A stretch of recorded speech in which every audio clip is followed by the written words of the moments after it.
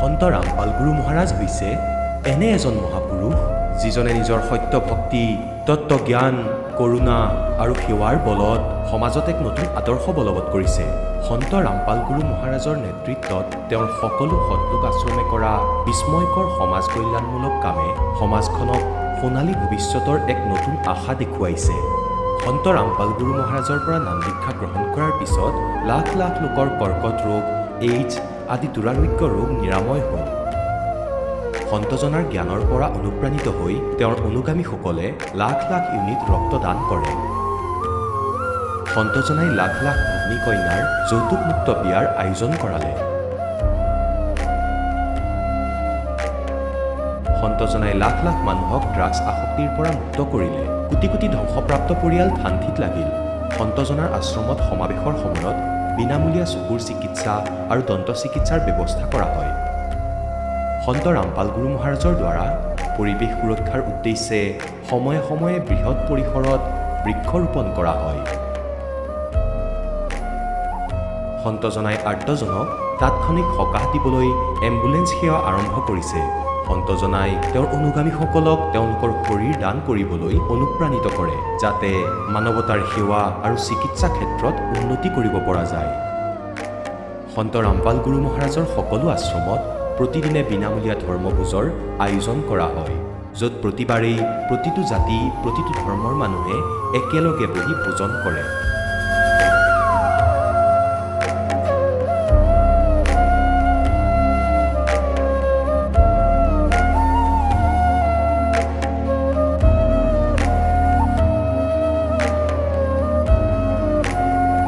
সন্ত ৰামপাল গুৰু মহাৰাজৰ অন্নপূৰ্ণা অভিযানে দৰিদ্ৰ আৰু অসহায় লোকসকলৰ জীৱনত এক নতুন শক্তি আৰু আশাৰ সঞ্চাৰ কৰিছে। ঘৰে ঘৰে খাদ্য সামগ্ৰী আৰু প্ৰয়োজনীয় সাহায্য প্ৰদান কৰি সন্ত ৰামপাল গুৰু মহাৰাজে মানুহক দুখ আৰু অসহায় অৱস্থাৰ সৈতে যুঁজিবলৈ শক্তি প্ৰদান কৰিছে।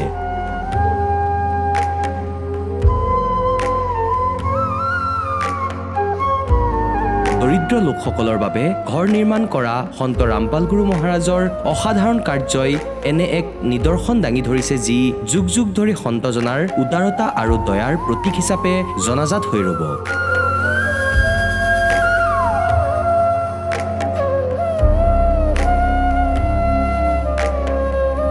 সন্ত ৰামপাল গুৰু মহাৰাজৰ আশ্ৰমত সহস্ৰাধিক বৃদ্ধ বৃদ্ধাই শ্ৰদ্ধা আৰু মৰমেৰে জীৱন যাপন কৰাৰ সুযোগ পায়। তেওঁলোকৰ থকা খোৱাৰ আৰু স্বাস্থ্যৰ সম্পূৰ্ণ দায়িত্ব সন্ত ৰামপাল গুৰু মহাৰাজে বহন কৰে।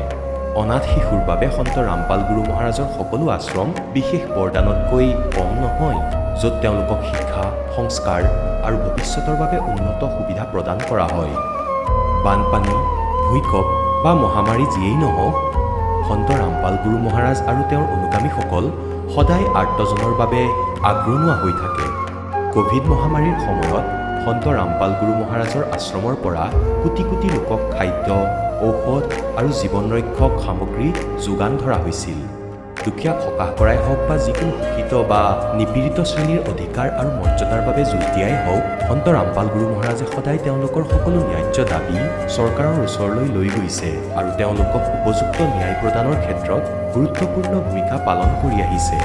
সমাজত আধ্যাত্মিক আৰু সামাজিক মূল্যবোধৰ প্ৰতি সজাগতা অনাৰ প্ৰতিটো পদক্ষেপতে সন্ত ৰামপাল গুৰু মহাৰাজ মানৱতাৰ প্ৰকৃত সেৱক হিচাপে প্ৰমাণিত হৈছে। সন্ত ৰামপাল গুৰু মহাৰাজৰ জীৱনে আমাক শিকাইছে যে প্ৰকৃত সেৱা সেইটোহে যিটো নিস্বাৰ্থভাৱে কৰা হয়। আহক আমিও এই মহান সন্তজনৰ এই মহান সেৱাৰ কামত যোগ দিওঁ আৰু সন্ত ৰামপাল গুৰু মহাৰাজৰ পৰা নাম দীক্ষা লৈ আমাৰ জীৱন ধন্য কৰি তোলোঁ।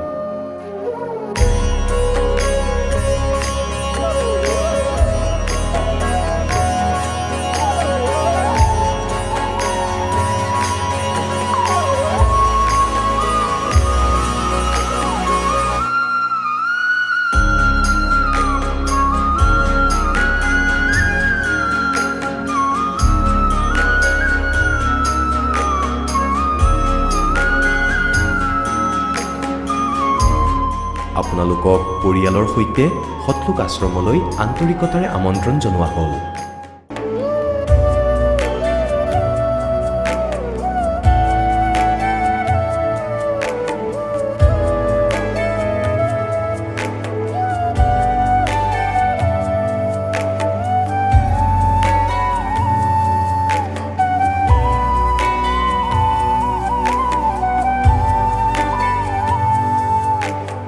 গীতাৰ অধ্যায় 15 শ্লোক 16 আৰু 17ত তিনিজন প্ৰভুৰ উল্লেখ আছে। এই তিনিজন প্ৰভু কোনজন প্ৰভুৰ শৰণ লোৱাৰ পাছত জন্ম মৃত্যু সমাপ্ত হ'ব পাৰে? তিনিজন প্ৰভুৰ ভিতৰত কোনজন উত্তম পৰমাত্মা? তেওঁ কেনেকুৱা? তেওঁৰ নাম কি? এই সকলোবোৰ গূঢ় ৰহস্য জানিবলৈ নিশ্চয়কৈ শুনিব জগতগুৰু তত্ত্বদৰ্শী সন্ত ৰামপাল গুৰু মহাৰাজৰ মংগল প্ৰবচন, সকলো পবিত্ৰ ধৰ্মৰ পবিত্ৰ শাস্ত্ৰৰ আধাৰত। নমস্কাৰ দৰ্শকসকল। ঈশ্বৰ যদি এজনেই, তেন্তে সমাজত জাতি ধৰ্মৰ নামত ইমান বিভেদ কিয়? মানুহে কিয় বিভিন্ন পথত বিভক্ত হৈ আছে? এই প্ৰশ্নবোৰে সদায় চিন্তিত কৰি ৰাখিছিল অসমৰ ধুবুৰী জিলাৰ নিবাসী তথা LLB অধ্যয়নৰত লিলি কোঁচে। হিন্দু ধৰ্মৰ পৰম্পৰা অনুসৰি বিভিন্ন দেৱ দেৱীৰ ভক্তি সাধনাৰ সৈতে জড়িত আছিল, কিন্তু মনৰ বহু প্ৰশ্নৰ উত্তৰ বিচাৰি পোৱা নাছিল। পিছত দেউতাকৰ জৰিয়তে সন্ত ৰামপাল গুৰু মহাৰাজৰ সৎসংগ শুনাৰ সুযোগ লাভ কৰে। সৎসংগত বৰ্ণিত শাস্ত্ৰভিত্তিক আধ্যাত্মিক জ্ঞান বুজি সন্ত ৰামপাল গুৰু মহাৰাজৰ শৰণ গ্ৰহণ কৰে। লিলিৰ মতে নাম দীক্ষাৰ পিছত তেওঁ জীৱনত বহু ইতিবাচক পৰিৱৰ্তন আহে। মানসিক চাপ কমে, স্বাস্থ্যৰ ক্ষেত্ৰতো লাভ হয়, লগতে পৰিয়ালতো সুখ শান্তিৰ পৰিৱেশ বিৰাজ কৰে। লিলিয়ে কয় যে সন্ত ৰামপাল গুৰু মহাৰাজ এজন পূৰ্ণ সন্ত, যাৰ শৰণ গ্ৰহণ কৰি শাস্ত্ৰসন্মত ভক্তি কৰিলে মানুহে জীৱনৰ সঠিক লক্ষ্য বুজিব পাৰে, সৎ চৰিত্ৰ গঢ়ি উঠে আৰু মোক্ষৰ পথো সুগম হয়। আহক শুনো লিলি কোঁচৰ মুখৰ পৰাই কেনেকৈ আধ্যাত্মিক জ্ঞান আৰু ভক্তিয়ে তেওঁৰ জীৱনত এক নতুন দিশ দেখুৱাইছে। নমস্কাৰ। নমস্কাৰ সৎ চাহেব। আপোনাৰ শুভ নামটো? মোৰ নাম লিলি কোঁচ। আপুনি কোন ঠাইৰ পৰা আহিছে? মই অসমৰ ধুবুৰী ডিষ্ট্ৰিক্টৰ পৰা আহিছোঁ। সন্ত ৰামপাল গুৰু মহাৰাজৰ পৰা আপুনি নাম দীক্ষা কেতিয়া লৈছিল? মই 2019 চনৰ আগষ্ট মাহত লৈছিলোঁ। তেখেতৰ পৰা নাম দীক্ষা লোৱাৰ আগতে আপুনি পৰম্পৰাগতভাৱে কিবা ভক্তি সাধনা কৰিছিলনে? যি হয়, মই পৰম্পৰাগতভাৱে যিটো আমাৰ সমাজে ভক্তি কৰে, ব্ৰহ্মা বিষ্ণু মহেশ কৃষ্ণ দুৰ্গা দেৱী এইবিলাকৰ ভক্তি কৰিছিলোঁ। আপুনি যিহেতু ব্ৰহ্মা বিষ্ণু মহেশৰ ভক্তি সাধনা কৰিছিলে, সেই সাধনাবিলাক আপুনি গুৰু ধাৰণ কৰি কৰিছিলনে নে এনেই কৰি আছিল? যি মই গুৰু ধাৰণ কৰা নাই, এনেই কৰিছিলোঁ। ঘৰত পূজা পাতি হৈছিল, তাত কৰিছিলোঁ, ভক্তি দিছিলোঁ, সেইটোৱেই কৰিছিলোঁ। আপুনি যিহেতু পৰিয়ালৰ লোকে কৰাৰ দৰে যিবিলাক ভক্তি সাধনা পৰম্পৰাগতভাৱে আপুনি কৰি আছিলে, ইয়াৰ পিছতো আপুনি সন্ত ৰামপাল মহাৰাজৰ শৰণলৈ কিয় আহিব লগা হ'ল? যি মই গুৰু মহাৰাজৰ শৰণত অহাৰ আগত মোৰ দেউতাই গুৰু মহাৰাজৰ দীক্ষা লৈছিল 2013 চনত। তো তেখেতে আমাৰ ঘৰত টিভি আছিল, টিভিত সাধনা চেনেল আছিল। সাধনা চেনেলত গুৰুজীৰ সৎসংগ আহিছিল তেতিয়া 8 বজাত। সেই 8 বজাত গুৰুজীৰ সৎসংগ চলাইছিল। তো কেইবছৰমান 2-3 বছৰমান মই সৎসংগ চাইছিলোঁ। চোৱাৰ পিছত গুৰুজীয়ে তাত শাস্ত্ৰত যিটো লিখা আছে সেইটো প্ৰমাণ সহিত গুৰুজীয়ে বুজাই দিছিল, আৰু সেই জ্ঞানটো মই গুৰুজীৰ কৃপাত সন্ত ৰামপালজী মহাৰাজৰ কৃপাত বুজি পাইছিলোঁ। বুজি পোৱাৰ পিছত মই তেখেতৰ শৰণত আহি নাম দীক্ষা লৈছোঁ। আপুনি যিহেতু আপোনাৰ অনুভৱ দাঙি ধৰিলে যে আপুনি সন্ত ৰামপাল গুৰু মহাৰাজৰ মংগল প্ৰবচন শুনি তেখেতৰ জ্ঞান বুজি সন্ত ৰামপাল গুৰু মহাৰাজৰ শৰণাগত হৈ ভক্তি সাধনা কৰি আছে। আমি আপোনালোকৰ গুৰু সন্ত ৰামপাল গুৰু মহাৰাজৰ শিষ্যসকলৰ যেতিয়া অনুভৱ চাওঁ, তেওঁলোকে নিজৰ অনুভৱ দাঙি ধৰে যে সন্ত ৰামপাল মহাৰাজৰ পৰা নাম দীক্ষা লোৱাৰ পিছতে বিভিন্ন প্ৰকাৰে লাভ পোৱা বুলি। আপুনি তেখেতৰ পৰা নাম দীক্ষা লোৱাৰ পিছত কেনেধৰণৰ লাভ পাইছে সেই অনুভৱ আমি জানিব বিচাৰিছোঁ। যি হয়, পৰমাত্মা গুৰুজীৰ কৃপাততো বহুতেই লাভ পাইছোঁ, এতিয়াও পাই আছোঁ। প্ৰথমটো হ'ল যে এই যে ভক্তি মাৰ্গ, সকলো সময়তে মোৰ মাজত এটা কুৱেশ্যন আহিছিল যে পৰমাত্মা যদি এজনেই হয়, তেনেহ'লে আজি আমাৰ সমাজত জাতি, তাৰপাছত হিন্দু ধৰ্ম, এই যে খ্ৰীষ্টান, এনেকৈ আমি কিয় মাৰপিট কৰোঁ? তাৰপিছত কোনোবাই কয় শিৱ ডাঙৰ, কোনোবাই কয় ব্ৰহ্মা ডাঙৰ, কোনোবাই কয় বিষ্ণু, যিয়ে যাৰ ভক্ত তেখেত সেই ভগৱানকে ডাঙৰকৈ নিজৰ মাজতে হাই কাজিয়া কৰি থাকে। সেইটোতো ভক্তি নহয়। পৰমাত্মা যদি এজনেই হয়, তাহলে আমি কিয় বেলেগ ভাগত ভাগ হৈ আছোঁ? সন্ত ৰামপালজী মহাৰাজৰ জ্ঞানৰ পিছত সেইটো পাইলোঁ যে পূৰ্ণ পৰমাত্মা কবিৰ পৰমাত্মা হৈছে সেই পূৰ্ণ পৰমাত্মা, যিয়ে মুখ্য দিয়ে। বাকী দেৱ দেৱীবিলাকৰো ক'ত কাৰ স্থান সেইবিলাকো পৰমাত্মাই প্ৰমাণ সহিত বুজাই দিছে। পৰমাত্মাৰ কৃপাত যে নিচা যিটো আছে, আজিকালি যুৱক যুৱতীয়ে নিচাত এনেকুৱা হৈ গৈছে, এই যে গুটকা, পাণ, বিড়ি, চিগাৰেট, মদ, মাংস এইবিলাক খাই থাকে। পৰমাত্মাৰ জ্ঞানত এইবিলাক মই নাই, আগতো খোৱা নাই, কিন্তু যিটো তামোল পাণ এইবিলাক যি ছোটো মোৰো সৰু নিচা আছিল, সেইটোও মোৰ দূৰ হৈ গৈছিল। মানসিক যিটো টেনশ্যন সেইটোও মোৰ এতিয়া নাই। পৰমাত্মাৰ কৃপাত মই এতিয়া LLB পঢ়ি আছোঁ। তো কেৰিয়াৰৰো মোৰ এইটো টেনশ্যন নাই, কাৰণ পৰমাত্মা যা কৰিব মংগলে কৰিব, নিজৰ কৰ্ম কৰিবই লাগিব। সেইটোৱেই লাভ পাইছোঁ আৰু শাৰীৰিকভাৱে যিটো মানে বেমাৰ আজাৰ সেইটোৰ পৰাও মুক্তি পাইছোঁ সেইটোৱে আৰু আমাৰ পৰিয়ালত হাই কাজিয়া একো নাই সেইটো পৰমাত্মাৰ কৃপাত মানে মোৰ দেউতাও লৈছে শৰণ মাকো লৈছে শৰণ তো এইটো এটা মানে সুস্থ পৰিৱেশ হৈছে আৰু পৰমাত্মাৰ কৃপাত বহুতো পাপ কৰ্মৰ পৰা মুক্তি পাইছোঁ তাৰপৰ ৰিলছ ফিল্ম যে এইবিলাক দেখি যে সময় যিটো নষ্ট হয় সেইটোও মানে পৰমাত্মাৰ কৃপাত দূৰ হৈ গৈছে আৰু আপোনালোকৰ গুৰু যিহেতু সন্ত ৰামপাল গুৰু মাজে কবিৰদেৱক পৰমাত্মা বুলি আপোনালোকক ভক্তি সাধনা কৰিব দিয়ে আমাৰ সমাজত প্ৰচলিত আমি পৰম্পৰাগত ভক্তি সাধনা হিচাপে আমি ব্ৰহ্মা বিষ্ণু মহেশকে মানে অজৰ অমৰ বুলি ভক্তি সাধনা কৰি আহিছোঁ তেনে ক্ষেত্ৰত আমি এই কথাষাৰ কেনেকৈ মানি ল'ম যে কবিৰ চাহেবেই পৰমাত্মা হয় যি হয় এইটো এটা কোৱেশ্চন মানে সকলোৱে ভাবে যে ব্ৰহ্মা বিষ্ণু শিৱ এইবিলাকেই মানে প্ৰকৃত ভগৱান বুলি ভাবে আৰু টিভি চিৰিয়েলতো এখেতসকলৰো আহে এখেতসকলকে মানে কি ভাবি লয় যে এখেতসকলে প্ৰধান কিন্তু যেতিয়া আপোনালোকে যেতিয়া সৎসংগ চাব সন্ত ৰামপালজী মহাৰাজৰ সেই শাস্ত্ৰতেই শ্ৰীমদ ভাগৱত গীতাই কওক বেদে কওক পুৰাণ কওক বা বাইবেলে কওক বা কুৰাণ শৰীফে কওক এইবিলাক পবিত্ৰ গ্ৰন্থতে প্ৰমাণ আছে যেনেকুৱা মই হিন্দু ধৰ্মৰ হওঁ শ্ৰীমদ ভাগৱত গীতাৰ অধ্যায় 17 শ্লোক 23 ওম তৎ সৎ এই যে তিন পুৰুষৰ বৰ্ণনা কৰা আছে ওম কোন হয় কাল ব্ৰহ্ম তাৰপিছত তৎ কোন পুৰুষ হয় পৰব্ৰহ্ম আৰু সৎ সেই পূৰ্ণ ব্ৰহ্ম সেই পূৰ্ণ ব্ৰহ্মই হৈছে কবিৰ পৰমাত্মা সেই কবিৰ পৰমাত্মাৰ আন এটাই নাম হৈছে পূৰ্ণ ব্ৰহ্ম পূৰ্ণ পৰমাত্মা তো সেইকাৰণে মানে মই বিশ্বাস কৰিছোঁ যে কবিৰদেৱে হৈছে পূৰ্ণ পৰমাত্মা আৰু যিহেতু আপুনি এতিয়া বিশ্বাস কৰি পেলাই কবিৰদেৱকে পৰমাত্মা মানি ভক্তি সাধনা কৰি আছে সন্ত ৰামপাল গুৰু মাজে যি আপোনালোকক জ্ঞান প্ৰদান কৰিলে সেই হিচাপে এই ক্ষেত্ৰত আৰু এটা কথা জানিব বিচাৰিছোঁ যিহেতু আমাৰ ভাৰতবৰ্ষত লাখৰ তুলনাত আধ্যাত্মিক গুৰু আছে তেনে ক্ষেত্ৰত আমি এজন প্ৰকৃত সৎগুৰুক কেনেকৈ নিৰ্ণয় কৰিম যে ভাৰতবৰ্ষততো লাখো সৎগুৰু আছে কিন্তু যেতিয়া তেখেতসকলৰ মানে সৎসংগ বা তেখেতসকলৰ যিটো জ্ঞান চৰ্চা শুনিব তেখেতসকলে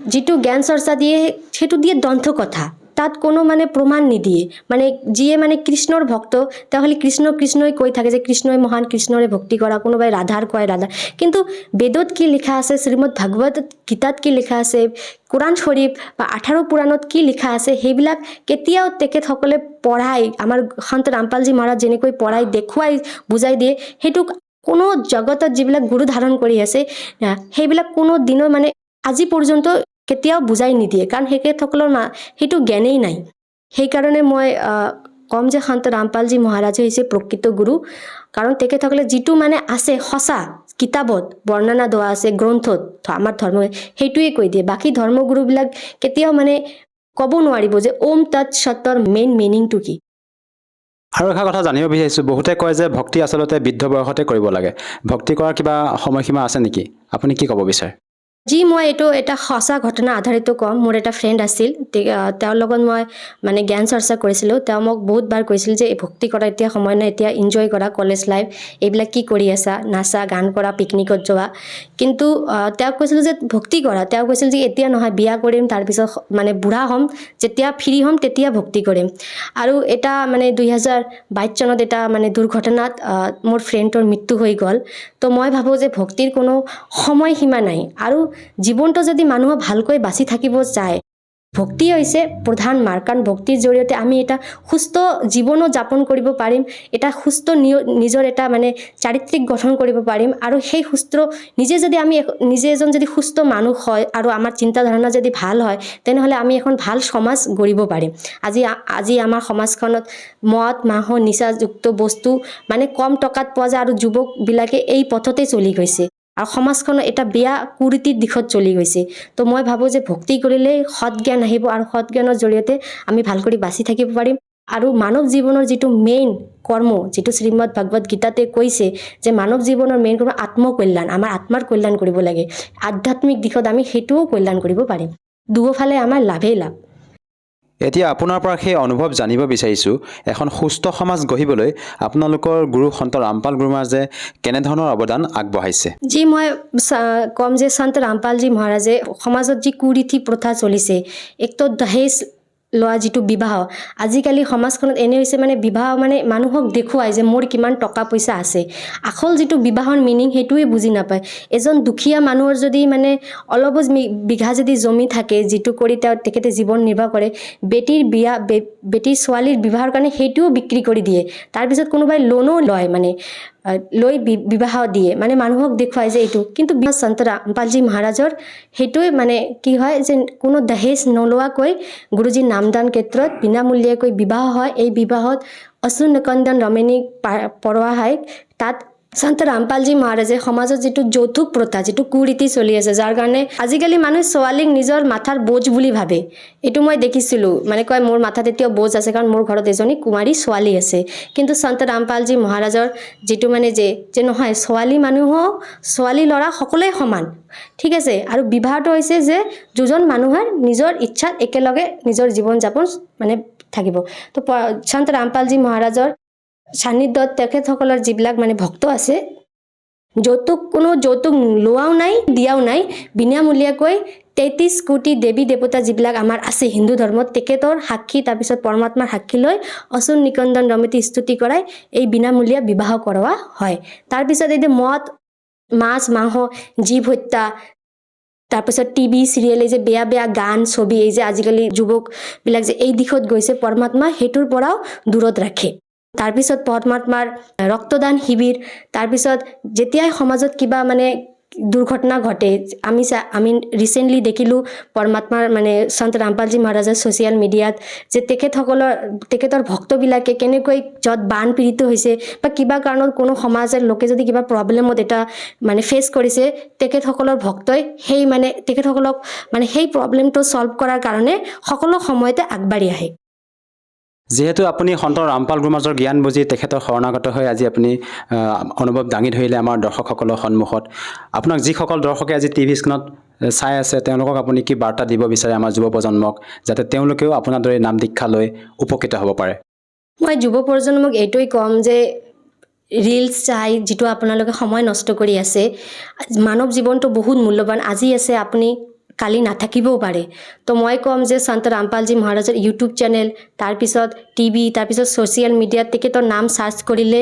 চেনেল আহি যাব তেখেতৰ সৎসংগ এবাৰ হ'লেও শুনক দিনত 24 ঘণ্টা আছে কিমান কাজ তাৰপিছত 3-4 ঘণ্টাটো এনেই মানুহ মানে ব্যৰ্থ কৰে এঘণ্টা টাইম ওলাই তেখেতৰ সৎসংগ চাওক তেখেতে শাস্ত্ৰ বিধি মতে যিটো মানে ভক্তি কৰিব লাগে সেইটো প্ৰমাণ দেখুৱাই পৰমাত্মাই বুজাই দিয়ে তেখেতৰ সৎসংগ এবাৰ শুনক জ্ঞান বুজি পাওক আৰু কম যে তেখেতৰ শৰণত আহক যদিহে কোনো লোকে তেখেতৰ পৰা নাম দীক্ষা ল'ব বিচাৰে কেনেকৈ ল'ব পাৰিব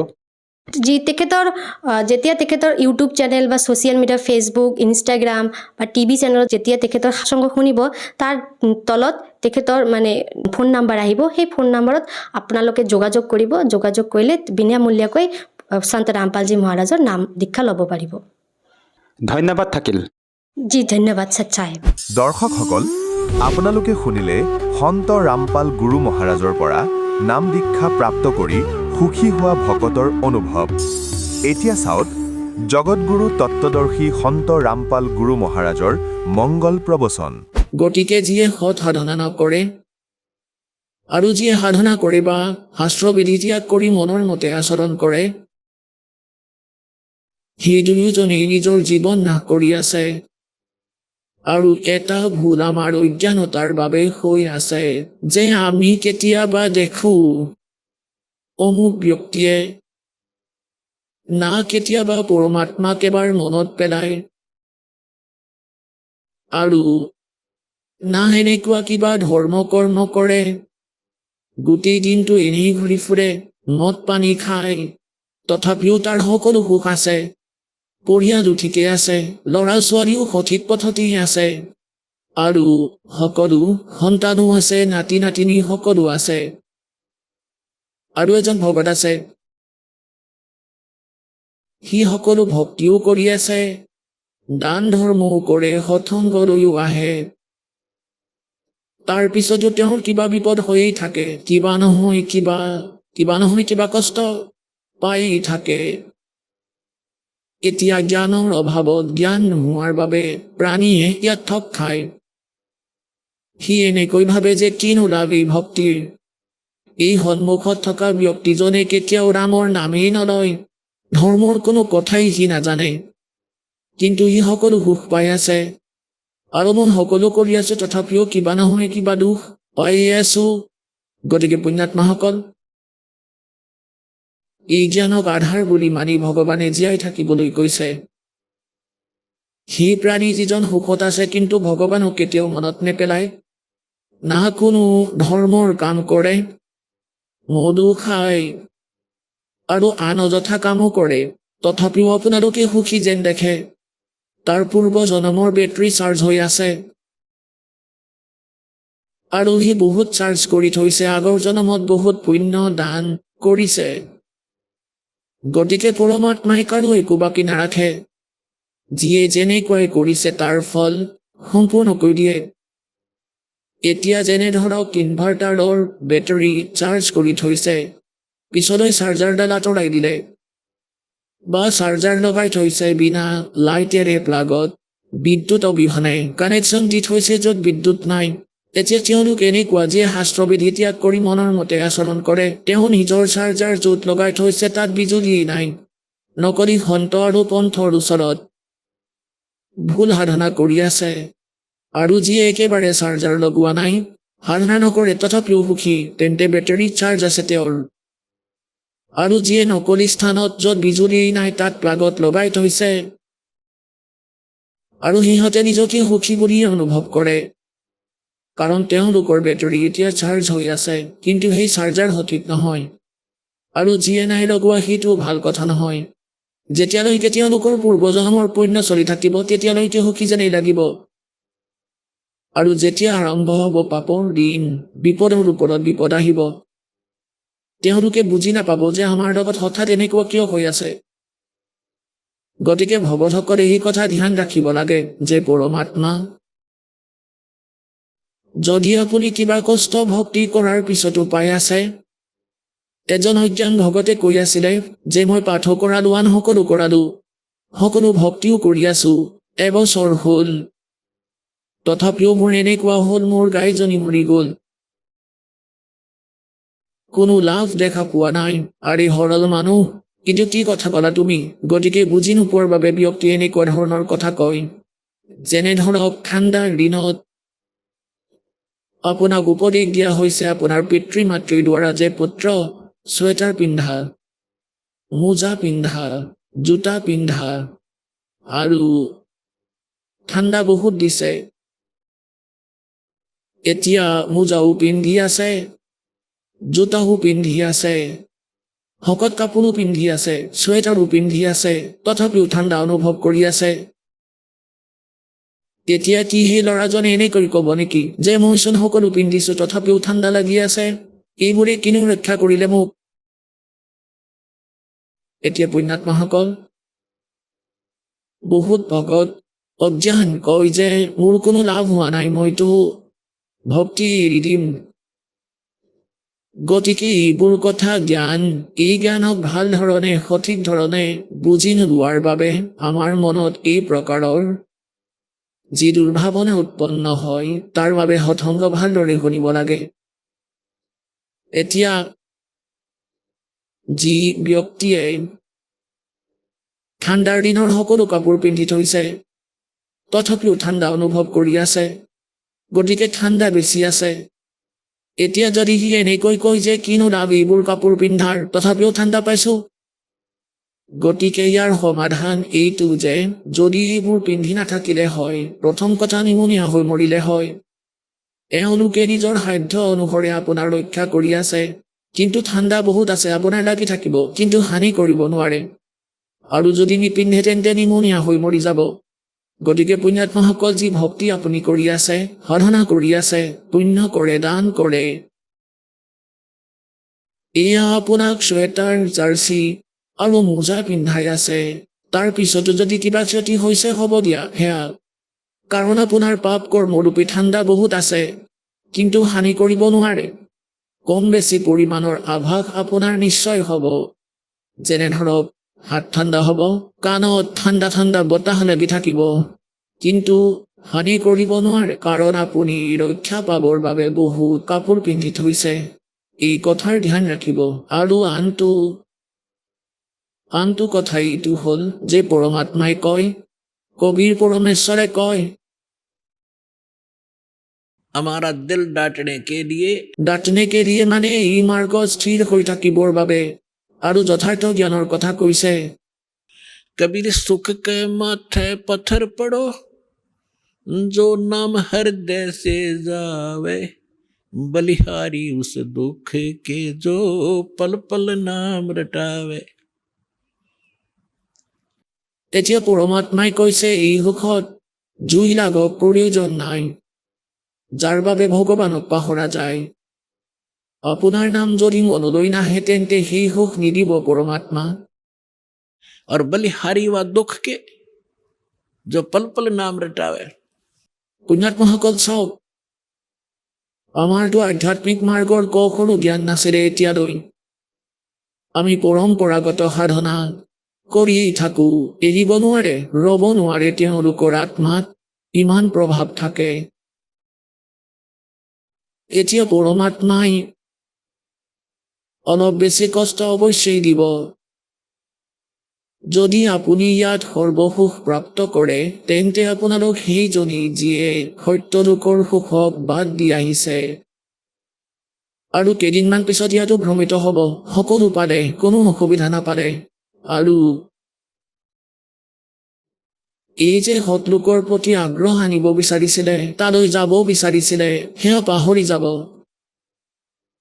গতিকে আপুনি আপোনাৰ কম বেছি পৰিমাণৰ যি কষ্ট হৈ আছে তাৰ দুটা কাৰণ আছে।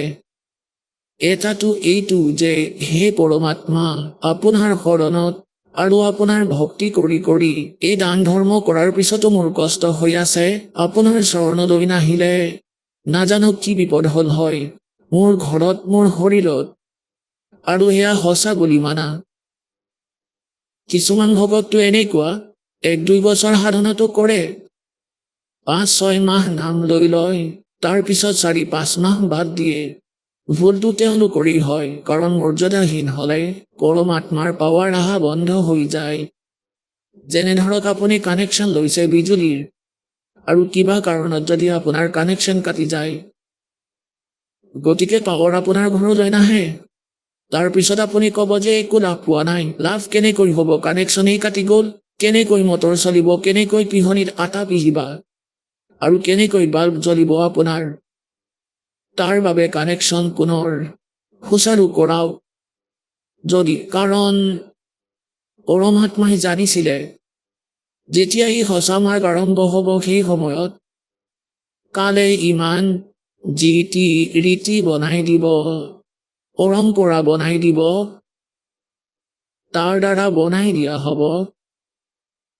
তাৰ পিছত ভগতসকলৰ বাবে সেই পৰম্পৰা বাধক হ'ব।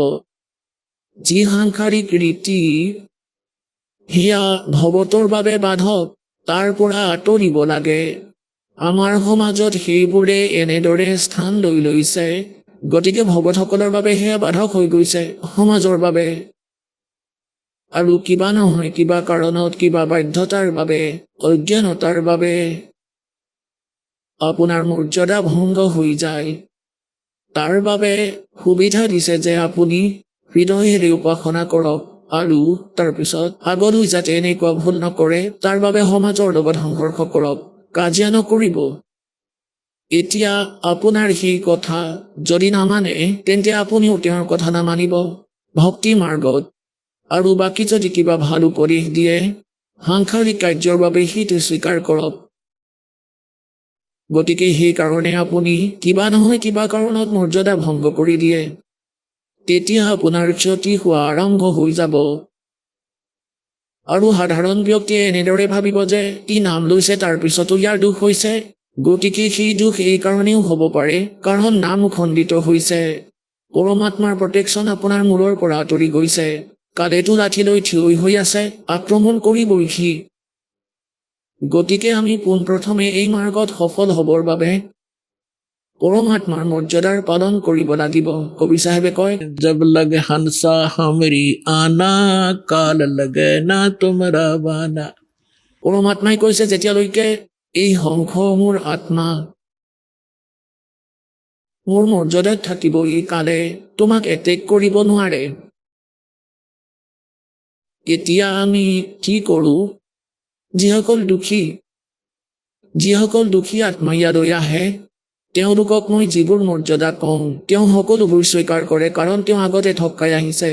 তেওঁলোকে সকলো দেৱী দেৱতাক পূজা কৰি চালে, তেওঁলোকে সকলো তন্ত্ৰ মন্ত্ৰ কৰি চালে, আৰু ইয়াত অহাৰ পিছতেই সুখ হৈ যায়। সেইবাবে তেওঁলোকে ভালদৰে মৰ্যাদা অটুট ৰাখে,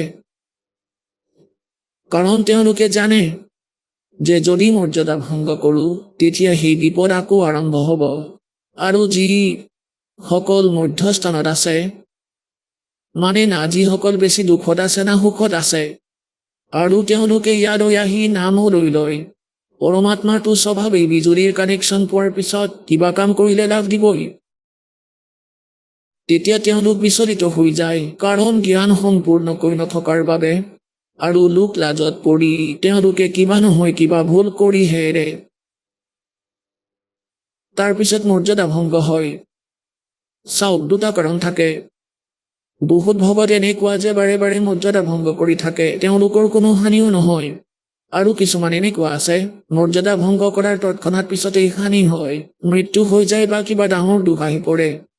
তাৰ এইটো কাৰণ হয় যে যিয়ে বাৰে বাৰে মৰ্যাদা ভংগ কৰি আছে আৰু হানিও হোৱা নাই, তাৰ মানে তেওঁৰ আগৰ জন্মৰ শুভ সংস্কাৰ চলি আছে।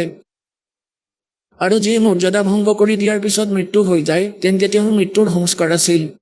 আৰু মৰ্যাদা ভংগ কৰাৰ বাবে পৰমাত্মাৰ প্ৰটেকশ্যন আঁতৰি গ'ল, আৰু আনফালে তাৰ সেই সময় আহিল। আৰু যদি সি মৰ্যাদাত থাকিল হয়, তাৰ মৃত্যুৰ সময় আহিলেও মৃত্যুপ্ৰাপ্ত নহলহেঁতেন। গতিকে বন্যাত্মাসকল, সেইবাবে অলপ সাৱধানে চলক, বহুত সাৱধান হওক, যাতে নাম খণ্ডিত নহয়। लोक लाज ना कीजियो निर्भय हो रहिए, ये मन साधो दीजिए ते गोविंद पाइए। পৰমাত্মাই কৈছে লোকলাজ নকৰিবা এই মাৰ্গত সফল হ'বৰ বাবে। লোকলাজ তাত কৰক যেনে চুৰ কৰা, তাতে লোকলাজ মানক। জৰা ফুকাৰ ক্ষেত্ৰত ঘোচ ল'ব নালাগে, কাকো মিছা কথা কৈ নথগিব, এইবোৰত লোকলাজ কৰক। এইবোৰত লোকলাজ নকৰিব, যেনে ভক্তি মাৰ্গত যিবোৰ বাধক। কবিৰ চাহেবে কয়, ते कुलकर्णी के कारण ये हंसा गया बिगो, और तब ये कुल के कर लेगा जब तू चार पाया का हो।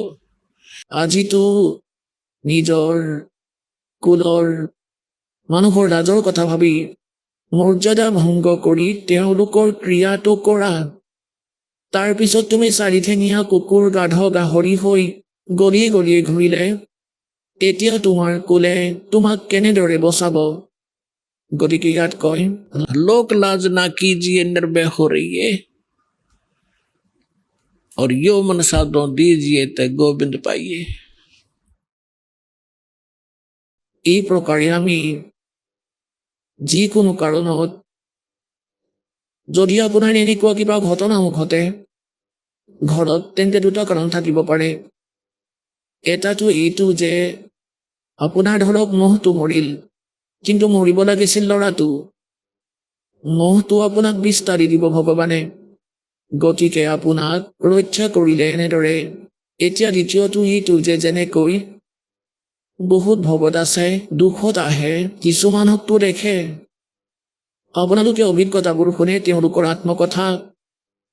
কিছুমান এনেকুৱা যে আহি নাম লয় আৰু তৎক্ষণাত ভাল হয় বেছিভাগেই, আৰু কিছুমান এনেকুৱা হয় নাম লয় যদিও 2-4-10 বাৰ ঘূৰা ফুৰাও কৰে, শান্তিয়ে পোৱা নাই, যিয়ে এনেকৈ ভাবি আহে যে মোৰতো এইটো হ'ব লাগিছিলে কিন্তু সেইটো হোৱা নাই।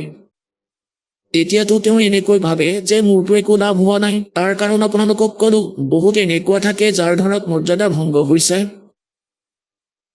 কবিৰ চাহেবে কয়, নিজৰ মহিমা নিজেই কয়।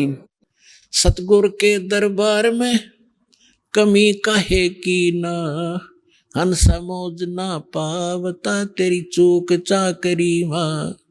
এই কবিৰ ভগৱানৰ দৰবাৰত ইম্পচিবল ৱৰ্ড নাই এওঁৰ ডিক্সনাৰীত, কিন্তু আমি লাভ পোৱা নাই। তাত কয়, ते तेरी चूक चाकरी में। তোমাৰ কোনো পূজা সেৱা শ্ৰদ্ধা ত্ৰুটি আছে তাক সুচাৰু কৰা, তাৰপিছত আপোনাক লাভেই লাভ দিব। তেওঁ সমৰ্থবান, তেওঁ কি কৰিব নোৱাৰে।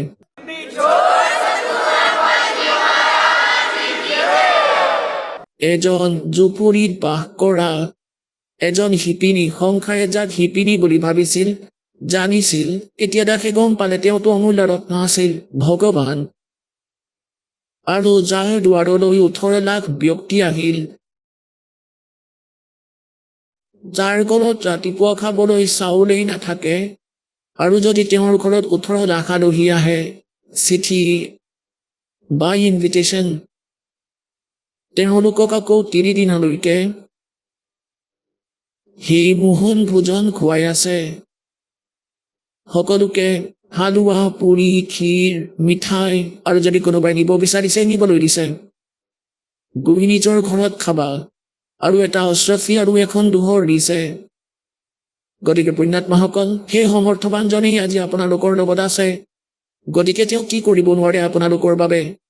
পৰমাত্মাই কয়, के सतगुरु के दरबार में মানে পৰমাত্মাৰ দৰবাৰত এতিয়া যিজন সৎগুৰু তেওঁ পৰমাত্মাই হয়, অথবা পৰমাত্মাই নিজৰ বিশেষ কৃপা পাত্ৰজনকহে পঠিয়ায়। গতিকে সেই কৃপা পাত্ৰ যি পৰমাত্মাৰ দাস, পৰমাত্মাৰ সকলো শক্তিৰে যুক্ত হয়, তেওঁ পৰমাত্মাই নিজৰ শক্তি দি পঠিয়াই। যেনেকৈ প্ৰধানমন্ত্ৰীৰ কোনো প্ৰতিনিধি যদি হিচাৰলৈ আহে, তেতিয়া তেওঁক নিজৰ বহুত পাৱাৰ দি পঠিয়ায়, আৰু হাৰিয়ানা ষ্টেটৰ বাবে সেয়া পৰ্যাপ্ত। যি তাৰ ৰিকুৱাৰমেণ্ট হয় তেওঁ পূৰ্ণ কৰি দিয়ে 1 মিনিটতে। গতিকে এই প্ৰকাৰে যি প্ৰসংগ চলি আছে যে কিছু ভক্তই আপোনালোকে দেখে আশীৰ্বাদ লৈয়েই সকলো দুখ দূৰ হৈ যায়, সকলো কষ্ট, শাৰীৰিক কষ্টকেই প্ৰথম দুখ বুলি মনা হয়। তাৰপিছত ঘৰত সুবিধাপ্ৰাপ্ত হোৱা আৰম্ভ হয়। এতিয়া দ্বিতীয়জনৰ হয়তো এনেকুৱা হোৱা নাই। তেওঁলোকে এনেকৈ ভাবিব লাগে যে যেনেকৈ ডক্তৰৰ তাত শ ৰোগী যায়, আৰু এজন ৰোগীক 4টা টেবলেট দিছে, পিছদিনা আকৌ সি কৈ দিয়ে যে মই সুস্থ হলো, আৰু এজনক ইনজেকশ্যনো দিছে, গ্লুক'জো দিছে, এডমিটো কৰিবলগীয়া হৈছে। তাৰপিছত এমাহ 2 মাহৰ বাবেও তাক টেবলেট দিয়া হ'ল। গতিকে সুস্থ কৰিহে এৰিব ডক্তৰে, কাৰণ তেওঁ জানে যে এই ৰোগ ভয়ংকৰ, 2-4টা ঔষধেৰে ভাল নহ'ব। গতিকে পুণ্যাত্মাসকল, আপোনালোকে এইটো ধ্যান ৰাখিব, এটাটো জ্ঞানক পৰমাত্মাই ইয়াত এইবাবেই আধাৰ বনাইছে, কাৰণ যেতিয়া পৰমেশ্বৰ কবিৰ দেৱ 600 বছৰ আগতে আহিছিল, চন 1398 পৰা চন 1518লৈকে, যেতিয়া পৰমাত্মা ইয়ালৈ আহিছিল, তেতিয়া তেওঁ নিজৰ সকলোবোৰ লীলা কৰি দেখুৱাইছিল যি ভগৱানে কৰিছিলে। গতিকে যি প্ৰসংগ চলি আছে তালৈ আহোঁ। যেনেকৈ ধৰক কাৰোবাৰ এক্সিডেণ্ট হৈ গ'ল কোনো ব্যক্তিৰ, আৰু তেওঁ হস্পিটাললৈ গ'ল, আৰু তেওঁৰ শৰীৰৰ পৰা ব্লাড ওলাই আছে, বৈ আছে। আনফালে ভৰি এখনো ফ্ৰেকচাৰ হৈছে, আনখন, আৰু সেইখনত বিষ বহুত হৈ আছে। এতিয়া সি হুলস্থুলটো কৰি আছে, তথাপিও ডক্তৰে প্ৰথমে চাব যে প্ৰথমে ইয়াৰ ভৰিৰ বিষ ভাল কৰিব লাগিব নে ব্লাড বন্ধ কৰিব লাগিব। তেওঁ ব্লাড বন্ধ কৰিব, কাৰণ ব্লাড গৈ থাকিলে ভৰিখনো কাম নকৰা হ'ব। এতিয়া তেওঁ ব্লাড যি বৈ আছে সেয়া বাধা দিয়াৰ চেষ্টা কৰিব। ভৰি যদিও বিষাই থাকে, ভৰিৰ বিষ জীৱনদায়ক হ'ব নোৱাৰে। ভৰিৰ বিষ সেইবাবে ডক্তৰে প্ৰথমে সেইটোহে বাধা দিব যিটো তেওঁৰ বাবে জীৱনদায়ক। তাৰপিছত লাহে লাহে ভৰিৰ ট্ৰিটমেণ্ট আৰম্ভ কৰিব। এই প্ৰকাৰে আপোনালোকে যি উদ্দেশ্য লৈ আহে, আৰু যদি সেয়া পূৰ্ণ নহয়, সেইবাবে পৰমাত্মাই আমাক এইটো জ্ঞান দিছে। যেতিয়া পৰমাত্মা 600 বছৰ আগতে আহিছিলে, 120 বছৰ থাকি গৈছিল, চন 1398 পৰা চন 1518লৈকে 120 বছৰ।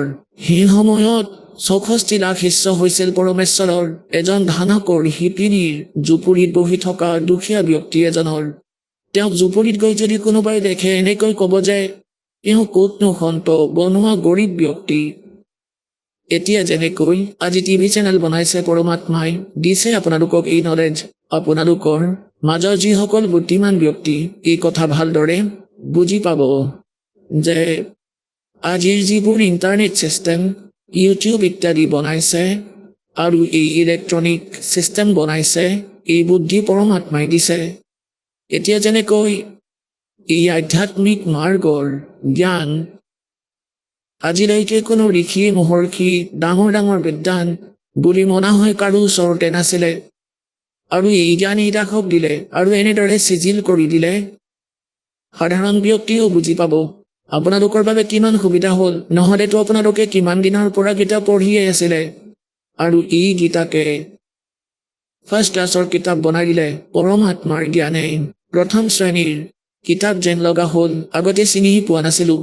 গতিকে ইদাসে নিজৰ মগজুৰ কথা বহুত ভালদৰেই জানে যে মোৰ কিমান বুদ্ধি আছিলে। কিবাকেহে পাছ হৈছিলোঁ যেতিয়া পঢ়ি আছিলোঁ। 6-7 বাৰ পঢ়াৰ পিছতহে এটা পাঠ মনত ৰৈছিল। আজি সেই পৰমাত্মাই মগজু দিলে, বুদ্ধি দিলে আৰু এই সকলোবোৰ সদগ্ৰন্থ হাতত তুলি দিলে। গতিকে এয়া গড গিভেন মাইণ্ড, জীৱৰ নহয়।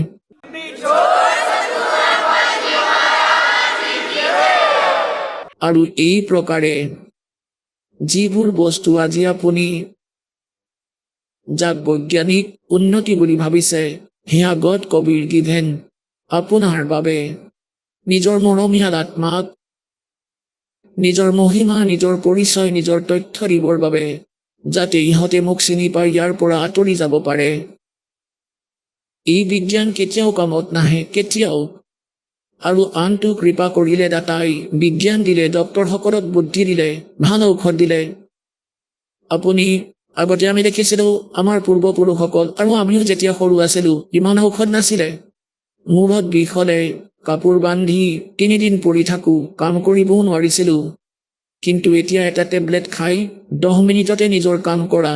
গতিকে আজিও যদি আগৰ দৰে স্থিতি হ'ল হয়, শৰীৰত কষ্ট হ'লে ভক্তিও কৰিব নোৱাৰে। গতিকে আজি যে এইবোৰ মেডিচিন দিছে সেইবোৰ পৰমাত্মা গড গিভেন কবিৰ চাহেবে দিছে। এটা টেবলেট খাই নিজৰ ভজন কৰি থাকা আৰু কাম কৰা। গতিকে 600 বছৰ আগতে যেতিয়া পৰমাত্মা আহিছিলে, এদিনতে তাত জুপুৰি কাপোৰো চিলাই থাকে আৰু 1,000 ঠাইত গৈ প্ৰকট হৈ গৈছিল আৰু সকলো ঠাইতে গৈ নিজৰ জ্ঞান শুনাইছিলে।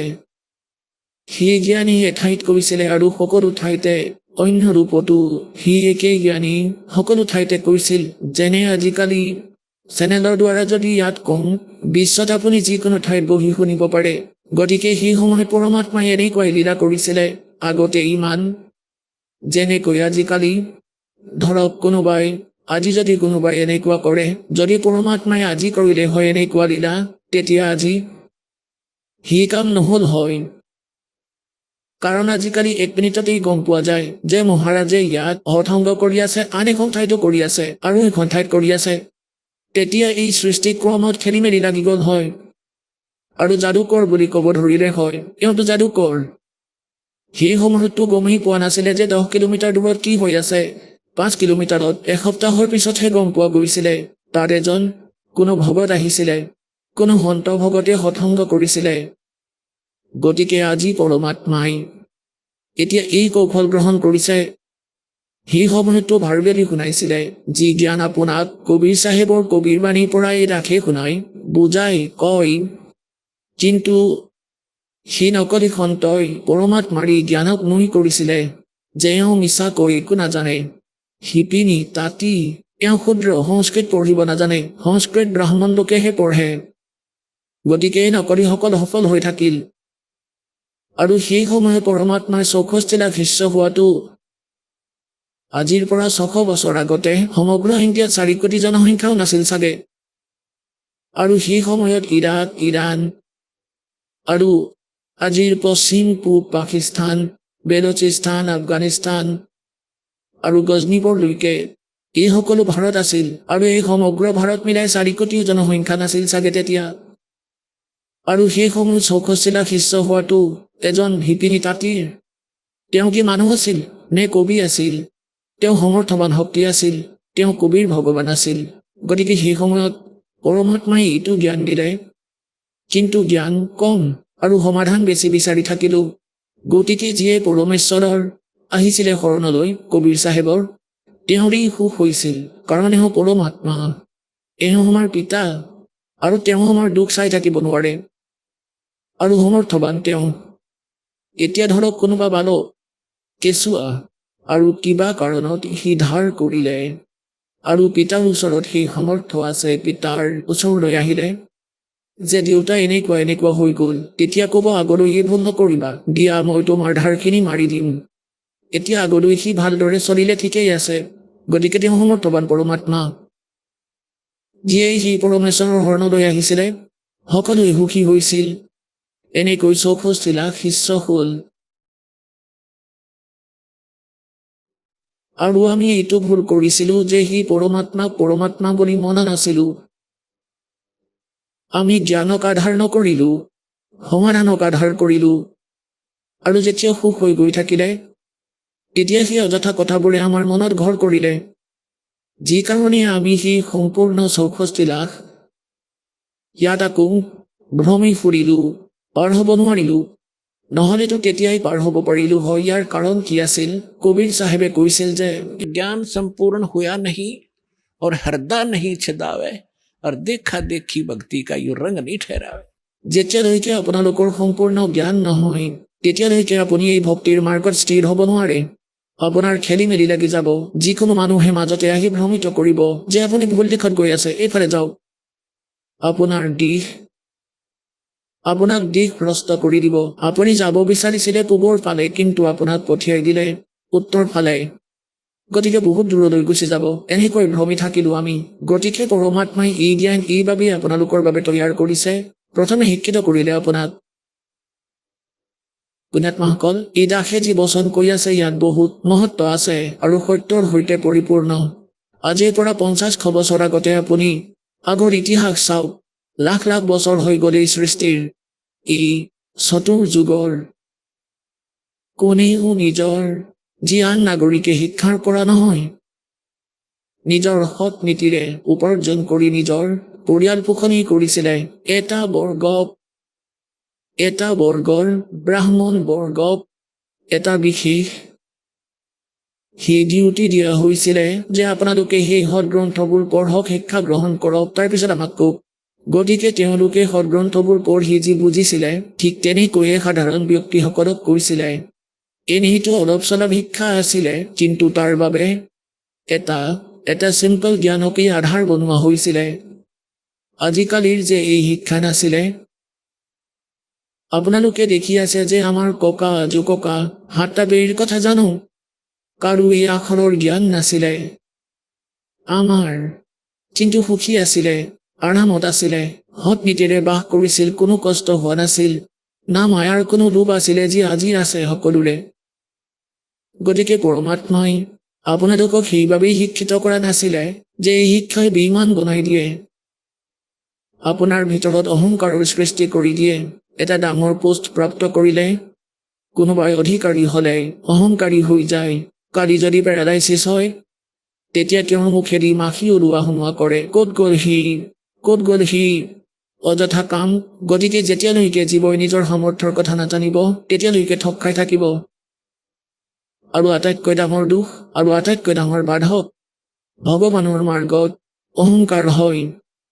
আহক আমি এতিয়া সেই শ্ৰদ্ধালুসকলৰ অনুভৱবোৰ জানো, যিসকলে জগতগুৰু তত্ত্বদৰ্শী সন্ত ৰামপাল গুৰু মহাৰাজৰ পৰা দীক্ষাপ্ৰাপ্ত কৰিছে তথা তেওঁ কোৱা ভক্তিমাৰ্গ এওঁলোকে অৱলম্বন কৰি আছে। নমস্কাৰ দৰ্শকসকল। ছত্তীশগড়ৰ ভাটাপাৰাৰ নিবাসী প্ৰশান্ত কুমাৰ চাহুৰ জীৱন আছিল দুখ কষ্টৰে ভৰা।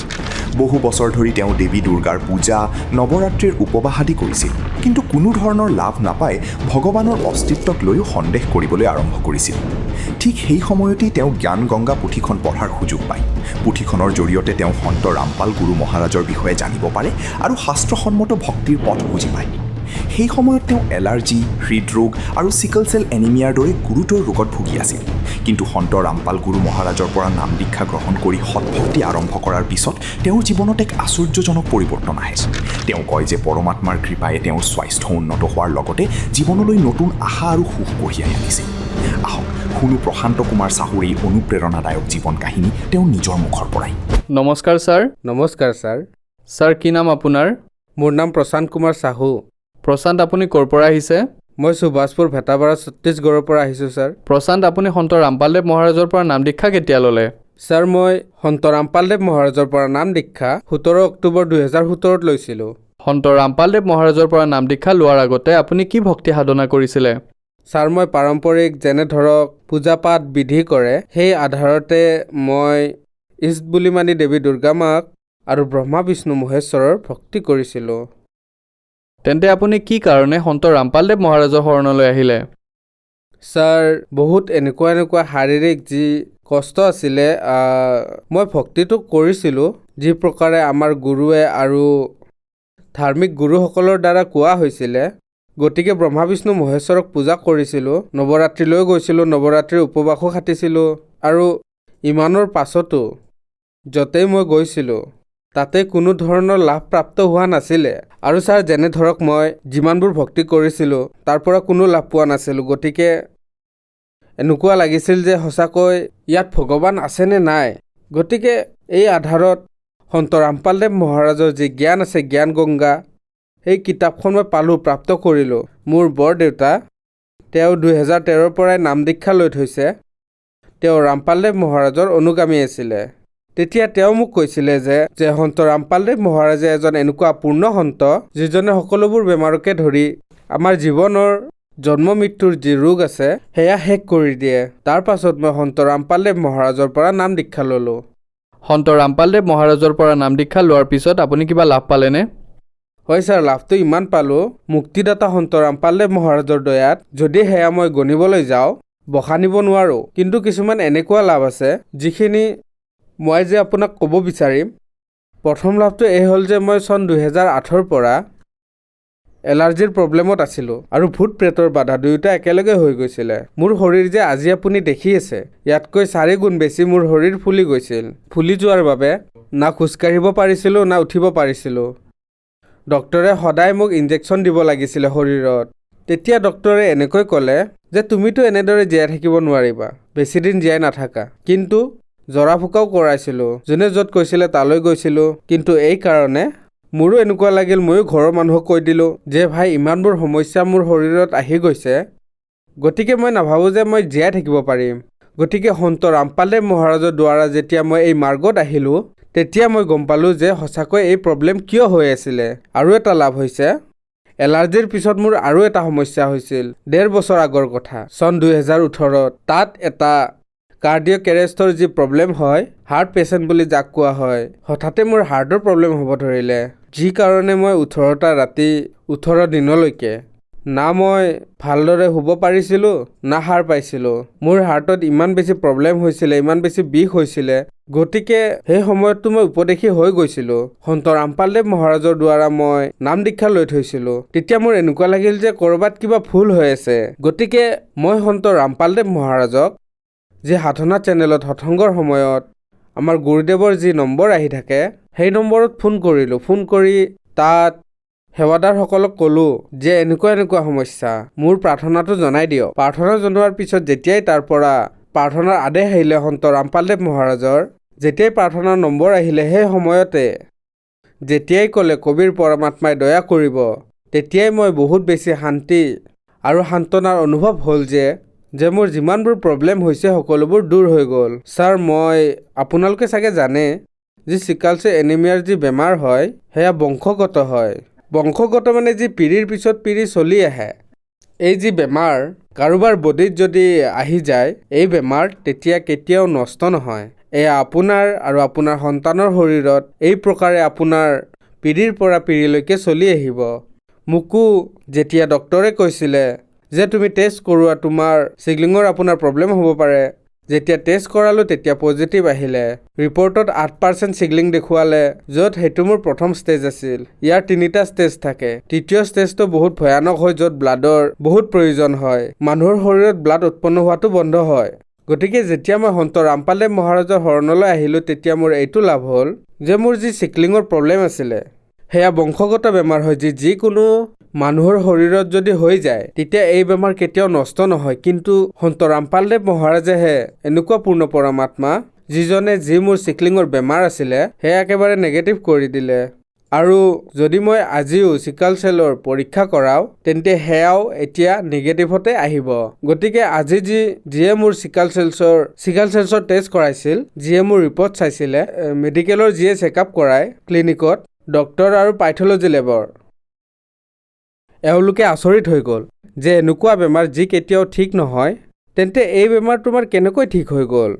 গতিকে এয়া সন্ত ৰামপালদেৱ মহাৰাজৰ দয়াত মোৰ এই বেমাৰ অট'মেটিকেলি ভাল হৈ গ'ল। ডক্টৰে কৈছিলে যে তুমি গোটেই জীৱন ধৰি ফলিক এচিডৰ যি টেবলেট পোৱা যায় সেয়া খাই থাকিব লাগিব, লগতে বাছি খাব লাগিছিলে বহুত। এইটো চব্জি নাখাবা, এইটো নকৰিবা। চব্জিৰো মই নাম কৈ দিওঁ, মৰিচাৰ ভাজি, পালেঙৰ ভাজি। এনেতো বেমাৰ হ'লে ডক্টৰে এইবোৰ খাবলৈ দিয়ে, কিন্তু মোক এইবোৰ খাবলৈ মানা কৰিছিলে। মইতো গণি গণি কেৱল 2-3টা চব্জিহে খাব পাৰিছিলোঁ। এটা ফুলকবি, বিলাহীৰ চাটনি, বিলাহী যে আমি পিচি খাওঁ, আৰু তৃতীয়টো হ'ল দালি। কেৱল এই 3টা বস্তুহে খাব পাৰিছিলোঁ। যি পৰমাত্মা ৰামপালদেৱ মহাৰাজৰ দয়াত আজি মোৰ এই সকলোবোৰ প্ৰব্লেম ভাল হৈ গ'ল। আপুনি মোৰ ৰিপৰ্টটো চাব পাৰে চিকল চেলৰ। আপোনালোক সকলোৱে চাব পাৰে মোৰ চিকল চেলৰ ৰিপৰ্ট, য'ত ইয়াত লিখা আছে 8% পজিটিভ। যেতিয়া মই সন্ত ৰামপালদেৱ মহাৰাজৰ পৰা নাম দীক্ষা ল'লোঁ, তাৰ পিছৰ ৰিপৰ্ট মই আপোনালোকক দেখুৱাব বিচাৰিম, য'ত -VE লিখা আছে। মাইনাছ মানে পজিটিভৰ জেগাত নিগেটিভ আহিছে। এতিয়া যিমানবোৰ ৰিপৰ্ট মই চাওঁ, তেতিয়া মোৰ সকলোবোৰ ৰিপৰ্ট নিগেটিভতে আহে, য'ত নেকি চিকল চেল হোৱাসকলৰ। আৰু এটা কথা কৈ দিওঁ ৰিপৰ্টৰ, যিসকল চিকল চেল হোৱা ব্যক্তি আছে, HB হিমগ্ল'বিন উৎপন্ন নহয়। মোৰ হিমগ্ল'বিন ইয়াত 14.8 গ্ৰাম আছে, আৰু ইয়াত বৃদ্ধি হোৱা দেখুৱাইছে, য'ত নেকি চিকল চেল হোৱাসকলৰ যি হিমগ্ল'বিন আছে সেয়া উৎপন্ন নহয়। ছাৰ, কি কাম কৰে আপুনি? বৰ্তমান মই গ্ৰেজুৱেট। প্ৰশান্ত, আপুনি এজন শিক্ষিত ব্যক্তি। আপুনি এটা বেমাৰৰ নাম ক'লে, চিকল চেল। ডক্টৰে আপোনাক কৈ দিছিলে যে এয়া বংশগত বেমাৰ, আৰু ইয়াৰ বাবে আপুনি গোটেই জীৱনটো ঔষধ খাব লাগিব। এই বেমাৰ কেতিয়াও ভাল নহয়। আপুনি পজিটিভ ৰিপৰ্টটো দেখুৱালে, তাৰপিছত সন্ত ৰামপালদেৱ মহাৰাজৰ পৰা নাম দীক্ষা লোৱাৰ পিছত নেগেটিভ ৰিপৰ্টটো দেখুৱালে, যাৰ মেডিকেল ছায়েন্সতো প্ৰমাণ আছে। গতিকে ছাৰ, এয়া কেনেকৈ সম্ভৱ হৈ আছে যে যিজন মানুহক মেডিকেল ছায়েন্সে ৰিজেক্ট কৰি দিয়ে, তেওঁলোকক সন্ত ৰামপালদেৱ মহাৰাজে ঠিক কৰি আছে? এনেকুৱা কেনেকৈ হৈ আছে? ছাৰ, পোনপ্ৰথমেতো মই ক'ব বিচাৰিম, মেডিকেল ছায়েন্সে হওক বা কোনো বস্তুৱে থাকক পৃথিৱীত, যি প্ৰকাৰে ভগৱান আছে ঠিক সেই প্ৰকাৰে প্ৰেত আত্মাও আছে। গতিকে সন্ত ৰামপালদেৱ মহাৰাজ যিজন পূৰ্ণ সৎগুৰু, তেওঁৰ সাধনাই এনেকুৱা হয়, যাৰ শাস্ত্ৰ অনুসৰি যদি আমি সঠিক ভক্তি কৰোঁ, সঠিক পথত যাওঁ, যি ধৰণে 2 আৰু 2 4 হয়, ঠিক তেনেদৰে যদি কোনোবা 2 আৰু 2 5 বুলি কয়, সেইটো ভুল হয়। গতিকে আপুনি যদি সঠিক পথত চলি আছে, তেন্তে আপুনি যিকোনো বেমাৰেই সন্ত ৰামপালদেৱ মহাৰাজৰ পৰা নাম দীক্ষা লৈ যদি সঠিক ভক্তি কৰে, তেওঁ দিয়া ভক্তিৰ যি মাৰ্গ আছে, তেওঁৰ পৰা যেতিয়া নাম দীক্ষা লোৱা হয়, তেতিয়া কিছুমান নিয়ম থাকে। সন্ত ৰামপালদেৱ মহাৰাজৰ পৰা নাম দীক্ষা লওঁতে যি নিয়ম থাকে আমি ফ'ল' কৰোঁ, যি আমি আজীৱন ধৰি পালন কৰোঁ, যদি সেই নিয়মত থাকি সাধনা কৰোঁ, ভক্তি কৰি থাকোঁ, তেন্তে এয়াতো সৰু সুৰা প্ৰব্লেমেই হয়, বেমাৰ হয়। আপোনালোকক আৰু এটা কথা কওঁ, যদি কোনোবা হাৰ্টৰ পেচেণ্ট হওক বা কেঞ্চাৰৰ ৰোগী হওক, সকলোৰে বেমাৰৰ চিকিৎসা সন্ত ৰামপালদেৱ মহাৰাজৰ পৰা নাম দীক্ষা লোৱা মাত্ৰেই ঠিক হৈ যায়, কাৰণ সন্ত ৰামপালদেৱ মহাৰাজে পূৰ্ণ সৎগুৰু হয়। ছাৰ, সন্ত ৰামপালদেৱ মহাৰাজৰ পৰা নাম দীক্ষা লোৱাৰ পিছত আপোনাৰ দুৰাৰোগ্য বেমাৰো ভাল হ'ল। ডক্টৰে কৈ দিছিলে যে এই বেমাৰ আপোনাৰ কেতিয়াও ভাল নহয়, আপুনি জীৱনটো ঔষধ খাব লাগিব। আপুনি পজিটিভ ৰিপৰ্টটো দেখুৱালে, নেগেটিভ ৰিপৰ্টটো দেখুৱালে। গতিকে যিসকল দৰ্শকে আজি আপোনাক টিভিত দেখি আছে আৰু তেওঁলোকে এই সমস্যাত আছে, তেওঁলোকক আপুনি কি ক'ব? ছাৰ, যিসকল দৰ্শকে আজি মোক চাই আছে, তেওঁলোকক সসন্মানেৰে হাতযোৰ কৰি প্ৰাৰ্থনা জনাওঁ যে আপোনালোক সকলোৱে সন্ত ৰামপালদেৱ মহাৰাজৰ জ্ঞান শুনক। তেওঁৰ জ্ঞান অমূল্য হয়, বহুত অমূল্য, আৰু এই সংসাৰৰ অদ্বিতীয় জ্ঞান। তেওঁৰ দৰে জ্ঞান কোনো ধাৰ্মিক গুৰুৰ ওচৰত নাই। গতিকে আপোনালোক সকলোৱে যদি মোৰ দৰে লাভ হোৱাটো বিচাৰে, লাভ প্ৰাপ্ত কৰিব খোজে, গতিকে সন্ত ৰামপালদেৱ মহাৰাজৰ দ্বাৰা যি ভক্তি কোৱা হয়, তেওঁৰ পৰা নাম দীক্ষা লওক আৰু আপুনি আপোনাৰ কল্যাণ কৰাব পাৰে। ধন্যবাদ ছাৰ। সৎ চাহেব।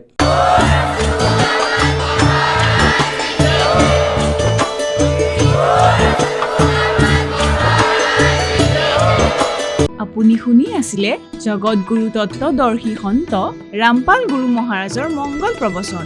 অধিক জানিবৰ বাবে ভিজিট কৰক www.jagatgururampalji.org। সন্ত ৰামপাল গুৰু মহাৰাজৰ শুভ আশীৰ্বাদত সমগ্ৰ বিশ্বতে 500তকৈ অধিক নাম দীক্ষা কেন্দ্ৰ আছে, য'ত সন্ত ৰামপাল গুৰু মহাৰাজৰ দ্বাৰা বিনামূলীয়াকৈ নাম দীক্ষা দি থকা হৈছে। আপোনাৰ ওচৰৰ নাম দীক্ষা কেন্দ্ৰৰ ঠিকনা জানিবলৈ সম্পৰ্ক কৰক 7082208528